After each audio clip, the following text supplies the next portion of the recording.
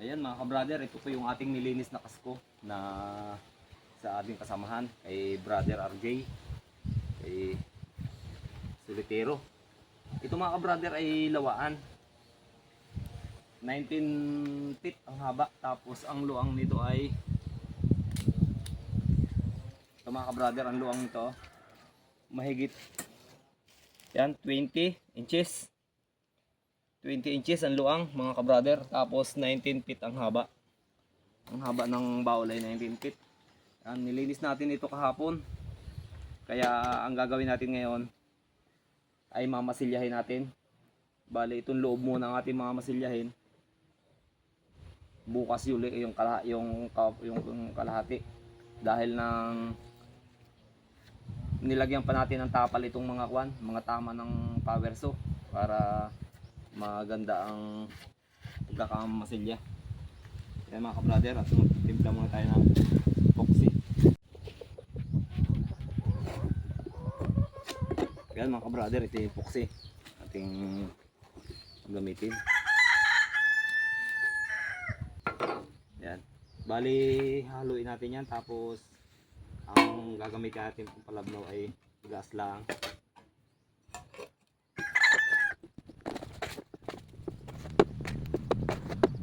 Ay masilyado talaga ang ating bangka, ang kay baol, para matibay. Malaki ang dinodubli ng tibay, halos kalahati ng tibay. Kung ang bangka mo ay hindi masilyado at tumagal ng 5 taon, siguro pagkabalot ng masilya ay tatagal ng 10 taon.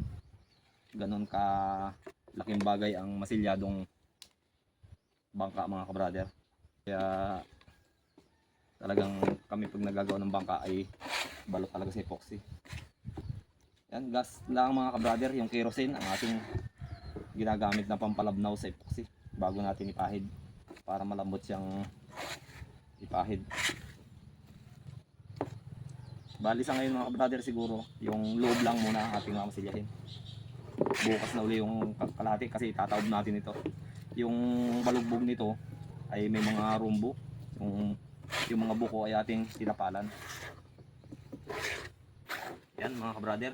Bali ang sabi ng may-ari dito ay hindi pa daw ito gagawin, kaya mamasilyahin lang muna, tapos itatambay daw. Kaya para hindi bukbukin ay mamasilyahin muna. Dati mga ka-brother, ang gamit namin dito ay pintura sa pagpapalabnaw ng epoxy.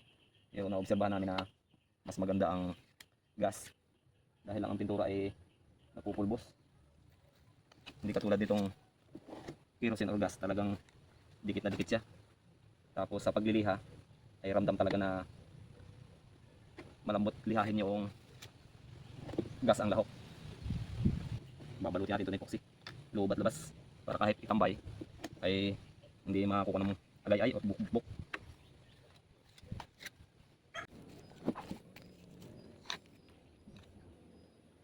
Kulangin pa wari yung ating timpla mga ka-brother, parang alanganin pa.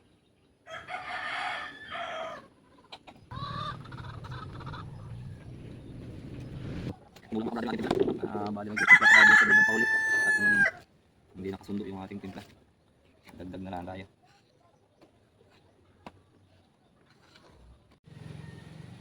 Ayan mga ka-brother, nilapit natin matapos itong pagmamasilya na itong kasko. Bukas naman natin isusunod yung likod, yung balugbog, dahil lang may pipinisin pa tayo doon sa likod, yung mga buko na may butas, nirumbuhan natin yon. Kaya pansamantala ito muna ang unang minasilya, yung ilalim. Tataob natin ito bukas. Protection ito mga ka-idol, mga ka-brother, sa in case na hindi pa magagawa ngayon at itatambay, hindi siya kakainin ng mga insekto, ng mga bukbok or ng agay-ay. Kaya babalutin muna ng masilya. Dahil lang kung ito itatambay mga ka-brother ng hindi linis at hindi na masilya, lalantakan ito ng mga maninira, yung agay-ay at saka bukbok. Kaya habang nag-iipon pa ng budget para sa pagpapagawa, yan, masilyahin muna. Kahit itambay ito ng ilang buwan ay okay lang. Yan mga kabrader, tapos nang masilyahin natin loob, bubulihin na lang natin ito ng tubig para pumantay. Patungan natin yung mga medyo maninipis-nipis pa na part.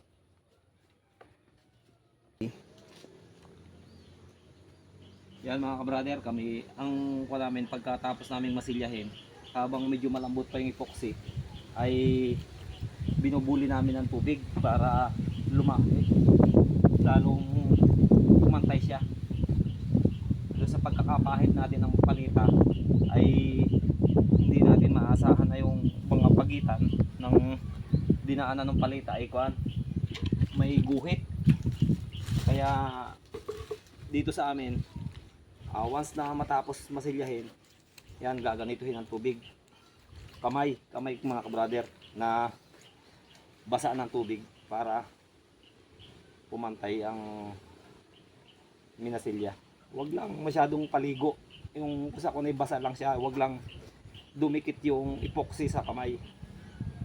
Yan, napapantay mo talaga ang epoxy pagkatapos mong pahiran.